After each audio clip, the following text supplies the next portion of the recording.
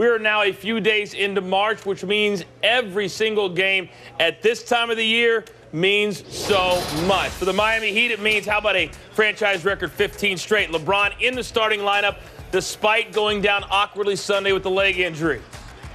But this night was all about Dwayne Wade, Legler. They're very aggressive at the start of the game. Miami actually sluggish to start offensively, but then once they got it going, got out in the open floor, Wade and LeBron doing their thing, taking advantage of transition opportunities. I don't think I've ever called you Legler in my life. I don't think you have either. That kind of caught me by surprise. I just went right through it. Yeah. Wade, 32 points, 10 assists. Second quarter, Norris Cole to Dwayne Wade. He said after the game he knew he had a size advantage. He wanted to use that. Yeah, and one of the things I liked about his stat line tonight, no three-point attempts. That tells you he's in the right frame of mind, not going to settle, bail you out defensively, continued to attack, took advantage of Luke Rittenauer. All right, so the Heat up big here. Now, J.J. Barea and Ray Allen getting physical, and I mean physical, to the point where Barea, who was only 1 for 11 from the floor, gets called for a flagrant 2. Ray Allen's not happy about it. Yeah, the frustration, definitely rough offensive night for Barea here. Ray Allen kind of shoves him, gets him off, and then J.J. Barea just comes in. He's just going to drive through his chest, knock him on the ground. It's a vulnerable position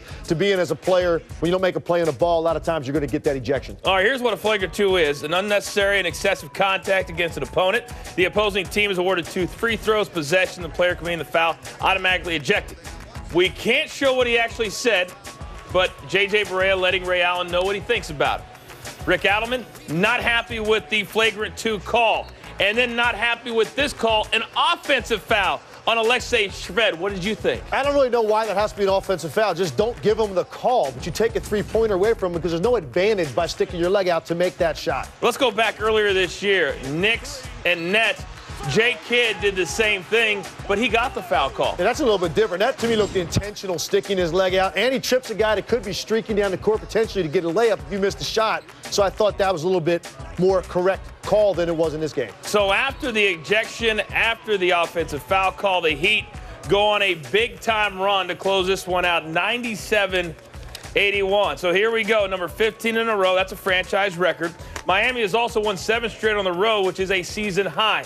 Before this streak, the Heat had not won more than 2 in a row on the road all season. The Heat win now, despite a season-high 24 turnovers. In fact, this is the first win this season when they have committed more than 20. Here's reaction to Barea's ejection, which seemed to kind of wake the Heat up. I think it was uncalled for. It was a play that's uncalled for, really. I don't think anything ignited him to do that to Ray, man. And Ray doesn't bother anybody. So, yeah, I thought it was a play that was uncalled for.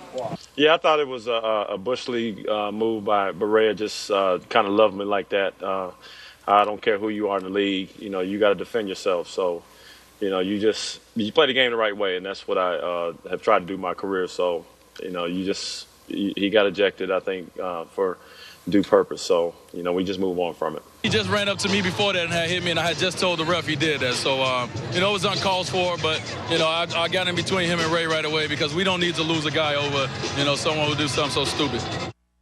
And now, it should be noted, J.J. Barea did step back a little bit after the game, seemed a little bit contrite for that flagrant 2. So now Miami, they join the Clippers as the only 2 teams this season to have winning streaks of at least 15 games. The last time that happened in the season, 2006-2007. Quickly, 15 seconds or less, did you think it was a flagrant 2? I do think it was a flagrant 2 because of the vulnerability that a player has going to the rim. When you don't expect that type of blow, you can end up with an injury. And I think that's ultimately why they did it. He just drove right into his chest, made no play on the basketball. I think they got the call right. Okay, on a night when LeBron James scores only 20, this was Dwayne Wade's night. What have you seen out of him tonight and in really the last month that has shown you that explosiveness is back for him? He's healthy. He's healthy. And I saw Dwayne Wade over the summer at his fantasy camp, and he was coming back from knee surgery at that time, and you could tell he was a ways away from being healthy at the start of the year. That's not the case anymore. Now he's got the lift back.